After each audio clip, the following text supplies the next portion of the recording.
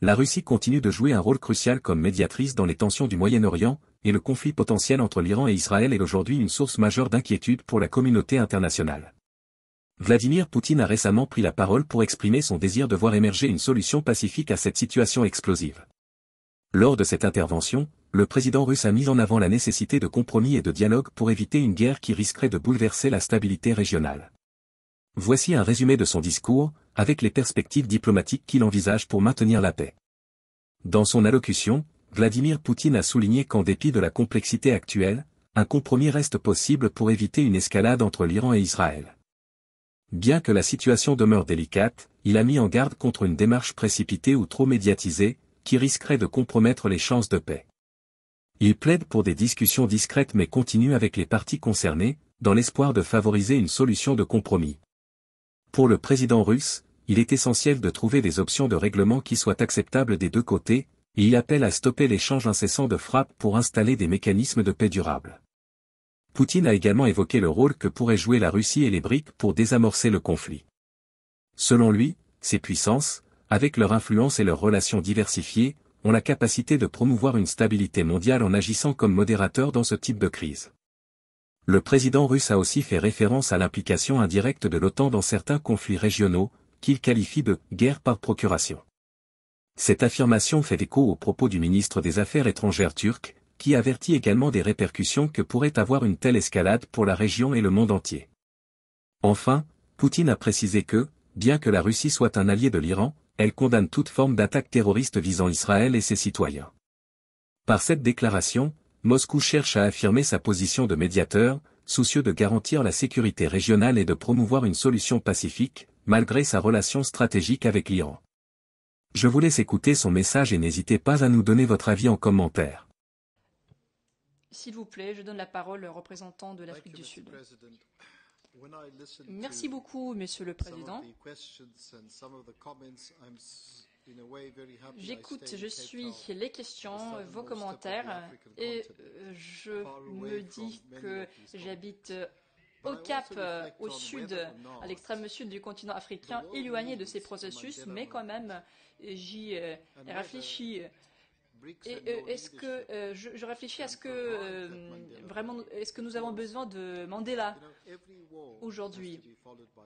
Est-ce que on peut créer ce moment Mandela, si je puis dire, parce que toute guerre se termine par la paix, c'est une condition sine qua non, et c'est une condition établie par l'histoire. Nous devons trouver le chemin vers la paix. Mais parfois, cette voie n'est pas facile, elle est tortueuse, elle n'est pas évidente.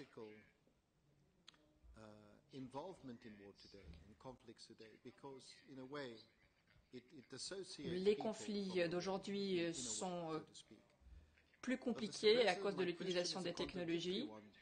Et cela impacte tous les gens. Monsieur le Président, j'ai une contradiction dans ma question parce que d'un côté, je pense que vous êtes le partisan de la paix, la population, le peuple russe veut la paix, dans d'autres parties du monde, le Moyen-Orient veut la paix.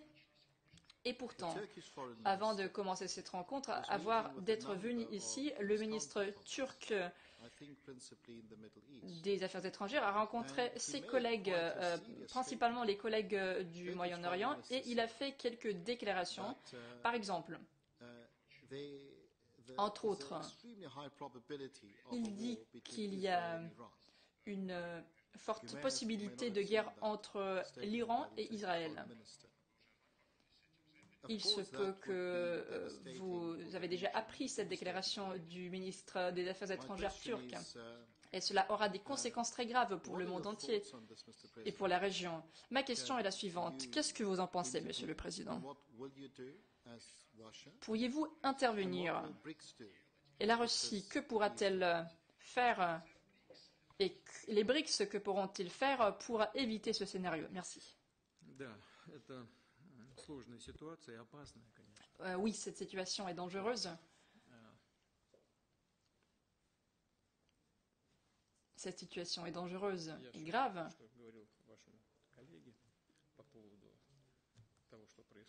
Et j'ai juste commenté la crise en Ukraine et j'ai dit que l'OTAN nous fait la guerre de procuration.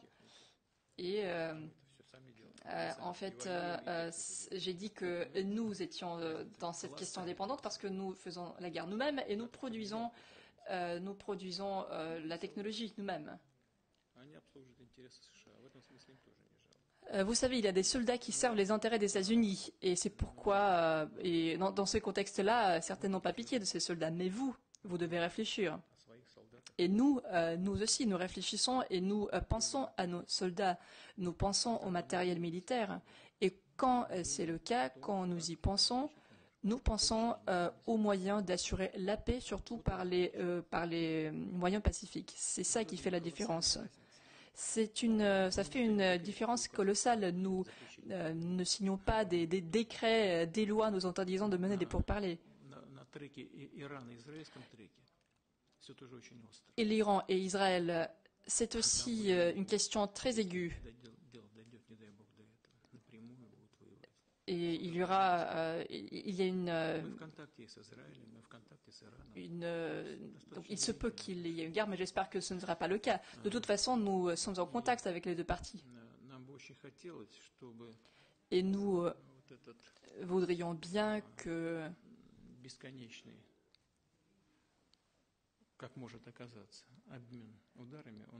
cet échange de frappes illimité soit à un moment donné arrêté.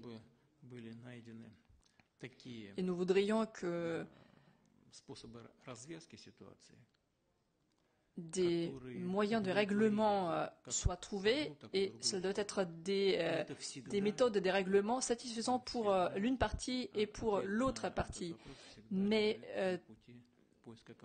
ici, il faut toujours chercher le compromis. Est-ce que les compromis sont possibles ou ne sont pas possibles? Je pense que les compromis sont possibles. Quoique difficile soit la situation, je pense que c'est possible. Il y a la place pour le compromis. Mais en fait, c'est un domaine très délicat. Il ne faut pas nous dépêcher à aller de l'avant ou en parler publiquement. Je pense que ce sera contre-productif. Et ça ne peut que nuire. Pourtant, la recherche des issues, de telles issues, c'est quelque chose qui reste toujours d'actualité.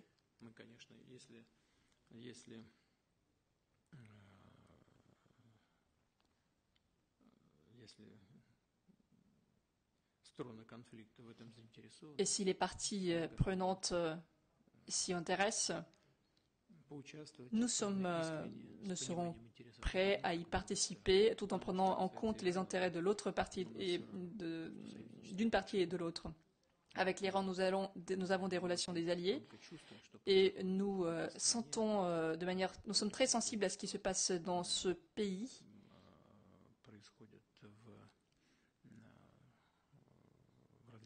Nous voyons ce qui se passe par-ci et par-là.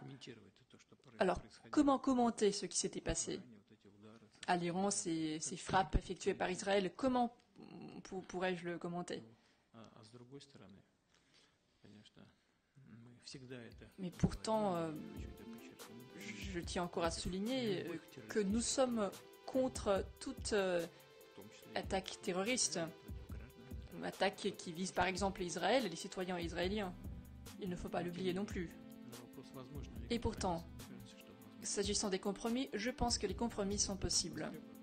Et si nos services sont d'actualité, en contact avec les deux parties, nous serons prêts à tout faire. Comme vous l'avez entendu, Vladimir Poutine réaffirme sa confiance dans la voie diplomatique, estimant qu'un compromis est non seulement possible mais indispensable pour éviter un conflit de grande envergure entre l'Iran et Israël. Son discours nous rappelle l'importance d'un soutien équilibré, d'une approche mesurée, et de la recherche de solutions de compromis qui tiennent compte des intérêts de chaque camp. Dans un monde où chaque geste et déclaration sont scrutés avec attention, la Russie tente de se positionner comme un acteur de stabilité pour éviter une escalade qui aurait des répercussions désastreuses bien au-delà du Moyen-Orient. Pour qu'une paix durable soit possible, il est essentiel que les parties concernées privilégient le dialogue aux actions militaires et fassent preuve de retenue. Par ailleurs, les puissances internationales, y compris les BRICS, peuvent renforcer cette stabilité en agissant comme des médiateurs impartiaux, en encourageant la coopération et en soutenant des accords qui respectent la souveraineté et la sécurité de chacun. Nous aimerions connaître votre avis. Pensez-vous que cette voie diplomatique est réalisable? Quelles initiatives la communauté internationale pourrait-elle entreprendre pour garantir la paix? Partagez vos réflexions en commentaire, et n'hésitez pas à nous dire comment, selon vous, les leaders mondiaux pourraient contribuer à stabiliser la région pour éviter un autre conflit majeur. À très bientôt.